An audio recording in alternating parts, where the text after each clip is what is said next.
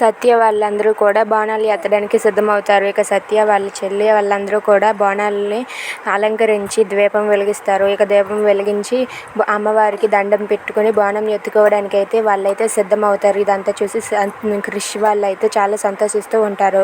ఇంతలో అక్కడ ఉన్న క్రిష్ వాళ్ళ పని మనిషి అక్కడ అందరూ బోనం ఎత్తుకున్న వాళ్ళందరూ కూడా తాగవలసిన దాంట్లో ఇది సత్యమ్మది అని చెప్పి సత్యమ్మ తాగిన దాంట్లో మొత్తం మందిని కలిపేస్తుంది. ఇక దేవమ్మతో ఇలా అంటూ ఉంటుంది, అమ్మ ఇది కానీ తాగిన వెంటనే తన కళ్ళు వెంటనే మూతలు పడిపోతాయి అని చెప్పి అంటూ ఉంటుంది. అది విని దేవమ్మ ఇలా అంటూ ఉంటుంది, తను కళ్ళు మూతలు పడిపోవడం కాదు, తన కళ్ళు తిరిగి పడిపోయి మరి లెగకూడదు ఈ రోజంతా అని చెప్పి అంటూ ఉంటుంది.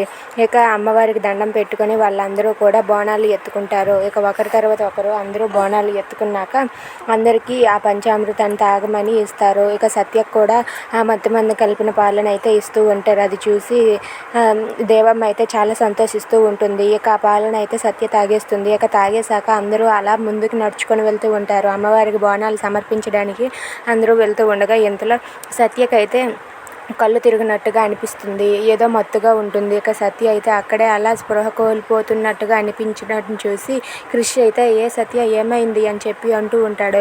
అది విని ఆ దేవమ్మ అయితే చాలా సంతోషిస్తూ ఉంటుంది. ఇక సత్య అయితే ఏంటో నాకంతా మత్తుగా ఉందండి అని చెప్పి సత్య అయితే అక్కడే అలా కళ్ళు తిరుగుతున్నట్లుగా తిరుగుతూ ఉంటుంది. అది చూసి క్రిష్ అయితే సత్య ఏమైంది సత్య, నీకే పిలిచేది లే సత్య లే అని చెప్పి అన్నా సరే సత్య అయితే నాకు మత్తుగా ఉందండి, నేను ఇప్పుడు నడవలేను అనేసి అలా జారిపోతూ ఉంటుంది. అది చూసి క్రిష్ ఒక్కసారిగా షాక్ అయిపోతాడు, ఏంటి సత్యకి ఏమైంది, ఇప్పుడు బోనాలు సమర్పించకపోతే ఏం జరుగుతుందో ఏంటి అని చెప్పి క్రిష్ కంగారు పడుతూ ఉంటాడు. అది చూసి దేవమ్మ అయితే చాలా హ్యాపీగా ఫీల్ అవుతూ ఉంటుంది.